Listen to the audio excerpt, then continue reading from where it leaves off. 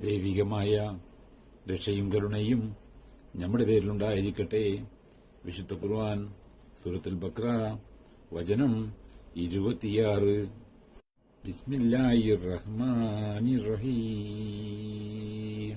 ഇന്നല്ലാഹ ലാ യസ്തഹീ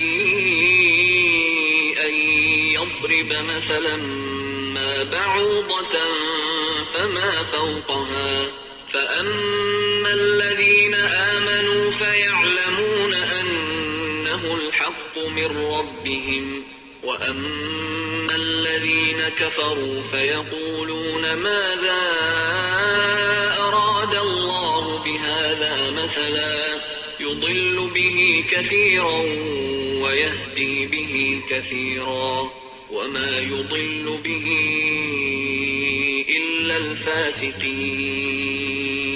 നിശ്ചയമായും ഏതൊന്നിനെയും ഉപമയാക്കി കാണിക്കുവാൻ അല്ലാഹു ലജ്ജിക്കുകയില്ല. അതൊരു കൊതുവാകട്ടെ, അതിന്റെ മീതെ ഉള്ളവരാകട്ടെ.